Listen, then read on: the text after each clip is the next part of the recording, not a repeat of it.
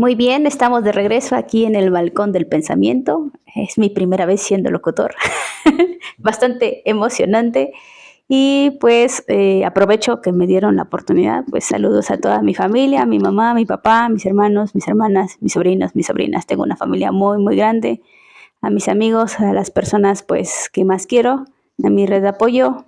Gracias por estar ahí. Gracias, Lulú, por cumplir tu sueño de regresar en un programa del Balcón del Pensamiento. Y pues agradecido con todos ustedes que nos están escuchando y pues a todas esas personitas que nos mandaron mensajes del programa anterior, que les gustó a algunos nos dieron recomendaciones. Sí nos escuchamos nerviosos, discúlpenos por esa parte, pero pues es parte del aprendizaje y de irnos animando en esta nueva faceta. Y pues regresamos aquí con Rocky Ross, que tocó una parte interesante. Vamos a hablar de la víctima dentro del resentimiento. Y pues, ¿qué más nos puedes decir, mi querido Ro? Bueno, pues antes también quisiera mandar saludos a mi hijo Rodri, mi hija Marijó y a Lupita, que seguramente me están escuchando en esta ocasión. Y bueno, continuando con el tema de hoy, resentimientos y el rol de víctima, pues justamente podemos encontrar esta relación, ¿no? O sea, cuando uno se encuentra en una situación de resentimiento, sin duda uno busca un culpable. Y para que exista un culpable, entonces le damos vida a un papel de víctima. Es decir, no, el que necesita culpar a alguien necesita el rol de víctima. ¿Sí vamos bien hasta ahí? Entonces, el resentimiento va vinculado al rol de víctima. Aquí lo importante es que veamos algo súper importante. Si habláramos de un estado de pérdidas y ganancias, la persona resentida normalmente se lleva la peor parte, es decir, es la que se lleva la gran cantidad de pérdidas. Porque si nos ponemos a pensar un poquito, cuando hemos estado en el papel de víctimas, imagínate, alguien que defrauda tu confianza. Y de hecho nos pasó en alguna ocasión a mi esposa y a mí. Y nosotros esperábamos que esa persona nos pidiera una disculpa.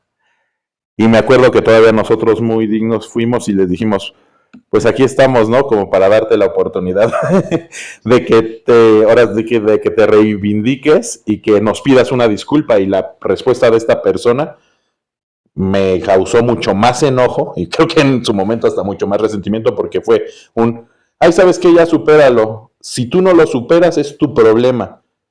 Yo estoy ahorita en otro rollo. Y entonces yo, que tenía la expectativa de el víctima, ¿no? A mí, esa persona que es culpable, me tiene que pedir, yo necesitaba para mi tranquilidad que esa persona me pidiera una disculpa. Y cuando vi que esta persona dijo, ¿sabes qué? Mira, yo ya ni me acuerdo de eso. Ese es tu problema y si tú no lo has superado es tu problema. Hubieran visto lo que en mi estómago pasó, que creo que ahorita lo estoy resintiendo, ya ven, por su culpa. No. Pero sí, literal, o sea, si me acuerdo, o sea, sí siento el coraje de decir, ¿en serio me estás diciendo eso a pesar de que tú sabes el daño que causaste, a pesar de que tú sabes cómo y por qué hiciste eso que nos dañó, ¿no? Y de todos modos, dices, no me importa. Entonces, eso me hizo cuestionarme por primera ocasión qué tanto yo de verdad debería de estar esperando la disculpa de alguien. Y qué tanto de verdad yo realmente no me había dado la oportunidad de superar eso. Y obviamente sigo pensando que esa persona es una persona con muy poca civilidad, en el sentido de que se me hace muy egoísta, pero centrándome en lo que me correspondía a mí, creo que sí tenía razón esa persona. O sea, el único que se estaba haciendo ya daño al seguir esperando esa disculpa, al seguir esperando que se le hiciera justicia de algo que había pasado, que la otra persona ya ni le importa, ni le afecta, me di cuenta que el único afectado era yo. El único, de verdad, el único afectado era yo, porque la otra persona ya ni le importaba. Si yo seguía sintiendo dolor, no le importaba, literalmente no le importaba. Y el único que con ese reclamo interno y ese anhelo de que me pidieran disculpas se seguía generando dolor, era yo. Por eso digo que si hiciéramos un estado de pérdidas y ganancias, pues la otra persona a lo mejor, no sé si derivado de eso, de esa culpa que ella pudo haber tenido, a lo mejor fue al psicólogo, fue a terapia y se liberó de eso que le estaba teniendo y no tenía por qué regresar a ese punto. No sé si me doy a entender. Y yo no había ido ni a terapia, ni había tratado ni resentimiento ni nada, y yo quería que por obra de magia todo mundo viera la injusticia y todos pensaran igual que yo, y eso me generó sufrimiento no nada más durante todo ese tiempo, sino con su reacción aumentó mi resentimiento y mantuve esa situación, ese dolor y esa angustia y esa amargura en mi corazón mientras estuve de víctima. Tuve que salir sí o sí del estado de víctima para quitarme esa amargura que supone el resentimiento. Y creo que estabas tan inmerso en ese resentimiento que capaz que el cuate te pide una disculpa, pero como no fue como tú pensabas, seguiría resentido. En cierta forma, coincido contigo en que hay muchas personas que van por la vida valiéndole gorro a los demás, ¿no? Pero en este aspecto, pues digamos que sí tenía razón, ¿no? El que tenía que superarlo eras tú. Y en este caso también todos los que estemos resentidos en algún momento somos los obligados a superarlo, porque pues como bien lo comentas, el que sale perdiendo es uno. Los que estamos teniendo el resentimiento, si no lo manejamos de una forma adecuada y no lo soltamos sobre todo, somos los que salimos perdiendo. ¿Por qué? Pues porque de entrada nuestro aspecto físico lo resiente, ¿no? Tú lo comentabas ahorita que quisieran ver cómo se sentía tu estómago y estoy seguro que muchos se han de haber identificado en ese aspecto. Inclusive, si lo recuerdas, tu corazón se acelera, la intensidad de tu voz ahorita al comentarlo, la verdad es que cambió radicalmente como si lo estuvieras viviendo en este momento. Entonces, vean, querido público, este es un claro ejemplo de lo que puede generar. Y eso que Rodrigo confiesa haber ya tomado alternativas para superar estas emociones que no le son agradables a él. Tú, Lulú, ¿qué nos puedes comentar al respecto? ¿Algún episodio que más o menos igual así te emule o algo que quieras comentar?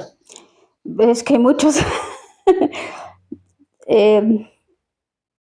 Tengo como 2 historias o incluso más, en el que pues también me he sentido pues dolida, me he sentido en el papel de la víctima precisamente, resentida y obviamente también me quedé esperando muchas veces pues las disculpas, ¿no?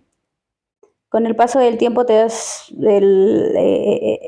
al entendido de que pues eso no va a suceder, porque la manera en la que tú ves la vida no es la misma que como lo ve las demás personas, ¿no? Y muchas veces, pues por esa razón, por esa situación, es que pues ellos hacen lo que hacen, ¿no? Uno cree que cuando da algo, lo va a recibir de la misma forma, y no es cierto. La realidad es que no te lo van a dar de la misma manera. Y entonces, pues sí, o sea, entre ellos, pues ven que les comentaba la vez pasada que pues tuve yo una empresa anterior, terminé bastante mal con mi ex socio, que llegó el punto en el que dije, no, ¿sabes qué? Yo ya me voy de aquí porque ya no es suficiente. Entonces yo esperaba que en algún punto él comprendiera como todo lo que yo quería decirle, ¿no? En ese punto.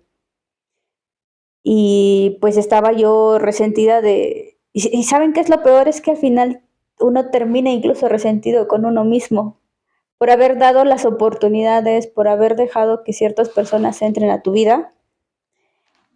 Y uno de repente es como es que cómo es posible que dejaras que esta persona entrara a tu vida, cómo es posible que seas tan tonta, o sea, y entonces es feo sentir resentimiento hacia otra persona, pero es aún más destructivo sentir resentimiento hacia uno mismo. Entonces, es bastante complicado. Poco a poco se va liberando uno de eso, pero eso no quiere decir que no te vuelva a pasar, ¿no? Probablemente en alguna situación actual también puedas volver a sentir como ese resentimiento y es bastante difícil lidiar con eso.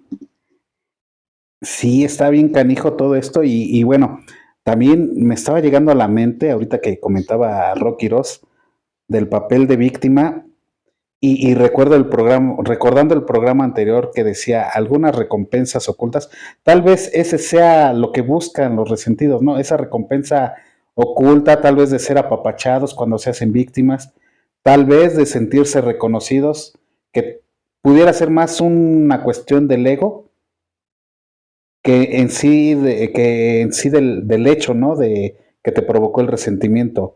¿O tú qué piensas, Ro? Recordemos que estamos hablando de que todo esto se gesta en un campo mental y al mismo tiempo, cuando estamos hablando de alguien que se va a situar en la parte de la víctima, el ego es perfecto en distorsionar la realidad.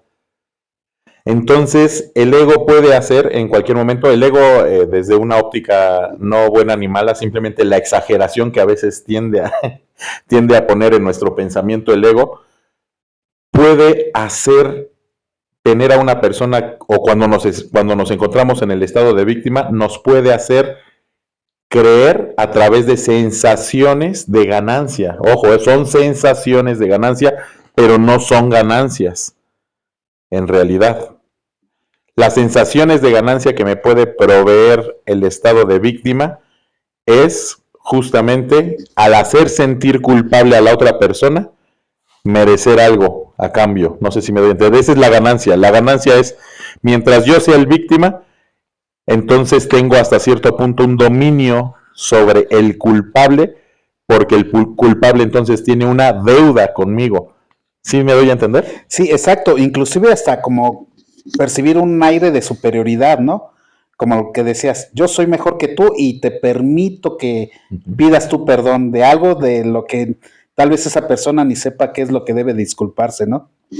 Exactamente. Y entonces ahí es la víctima tiene la sensación de ganancia, tiene la sensación de que gana, tiene la sensación de recibir una recompensa oculta y lo compra como tal y hasta se puede acostumbrar a estar en el papel de víctima todo el tiempo. ¿Eh? Hay gente que literalmente vive del rol de víctima. Así consigue sus negociaciones, así consigue los beneficios con su pareja, así chantajea a sus hijos, o sea, se la pasa en chantaje obteniendo la vida.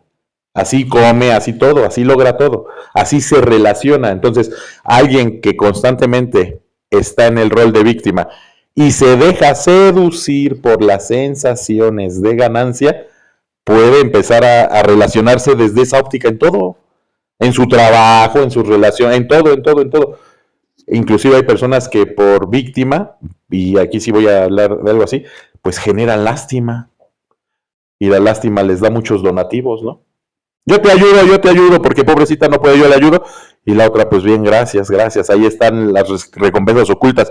Aparentemente recompensas, porque ¿qué pasa en aquella persona víctima que le solucionan todo? Se puede volver una persona inútil, o sea, realmente está perdiendo habilidad. Entonces, la víctima, para ser víctima, le resulta imposible crecer. Si la víctima crece, deja de ser víctima, entonces se le cae todo el teatro, se le caen sus mecanismos de obtener beneficios, se le cae todo eso. Entonces, si ven el juego oculto aquí del ego, es para ser víctima vas a tener sensaciones de ganancia.